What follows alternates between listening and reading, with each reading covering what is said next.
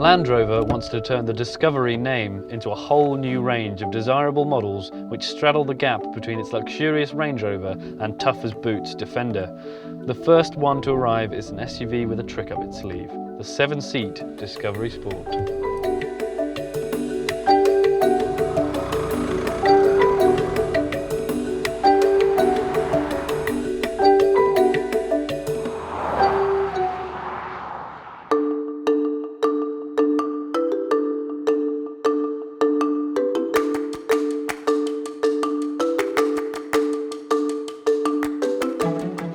Desirability is key for any new 4x4 hoping to lure image-conscious buyers away from brands as strong as Audi and BMW.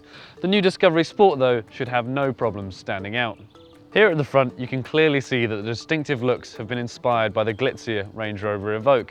It's got the same clamshell bonnet, these rounded lights, and a bluff front end. But here, if you look closely on the front, you'll see that the lettering reads Discovery rather than Range Rover to differentiate between the two. The LED running lights at the front of the car look a little bit like a pair of crosshairs, and that's a pattern that's repeated here at the back with these rear lights. You've also got a sloping roofline, these blacked out pillars, which is both to disguise the bulk of the car, and then a chunky set of bumpers with an off-road bias.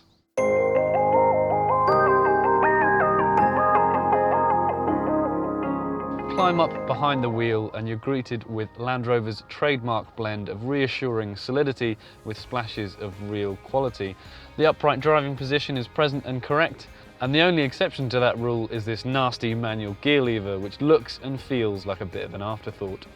This upright centre stack is really simply laid out and it's very easy to use, and sat on top of it is one of the Discovery Sport's best features. It's a slick 8-inch touchscreen display used to control the infotainment system and all of the sat-nav. It's a huge improvement over anything you get in a previous Land Rover too. That's because it's very responsive and the clear graphics make it easy to read when you're on the move. Practicality, though, is where this car really excels itself. This interior has definitely been designed thoughtfully and with families in mind. So there's huge door bins, there's stacks of storage and lots of different USB ports and power sockets so everyone on board can charge their phones while you're on the move. And it also has an incredibly versatile seating layout.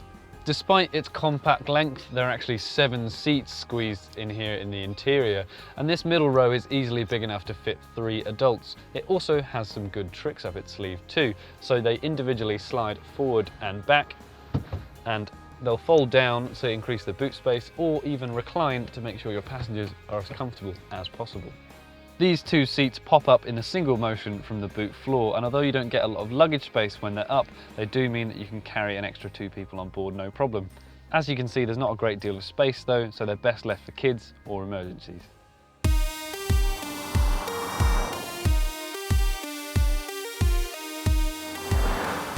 Now, with all those seats and all that space, you might be fooled into thinking that the Discovery Sport handles a bit like a school bus, but you'll actually be very pleasantly surprised. It drives really nicely for a tall SUV.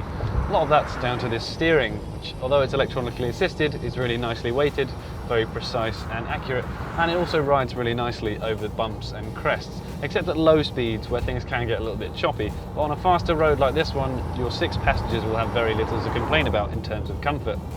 It's also a Land Rover, and that just simply means that it's going to be more capable than most 4x4s when it comes to the rough stuff.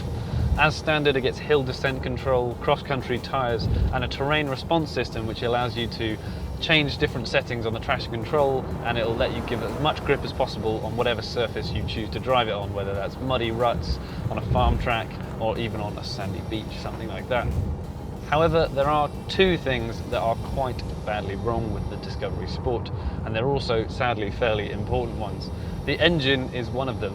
The 2.2 litre diesel has plenty of pulling power in gear, but it also sends a lot of unpleasant vibrations and noise into the cabin through the steering wheel and the gear lever, and it's not very efficient either. The other major disappointment is the 6-speed manual gearbox. It's fitted as standard, but take it from us, it's actually best avoided. The reason for that is it's quite a vague, imprecise shift. It takes real practice to find a rhythm with it, and the ratios are fairly oddly spaced. There is also an optional 9-speed automatic gearbox, and we definitely go for that if you can afford it. Apart from getting rid of this horrible gear lever, it's also just a lot smoother and quicker shifting through the gears. The Discovery Sport ticks a lot of boxes as an incredibly practical, rugged 7-seat SUV which also somehow manages to look desirable and feel luxurious inside. It has more safety kit and space than any of its rivals and handles well too. The noisy engine and awkward manual gearbox are both disappointing, but hopefully Land Rover will fix these problems sooner rather than later. If you enjoyed watching this video, then click the button below to subscribe to our YouTube channel or leave us a comment and let us know what you think of the Discovery Sport.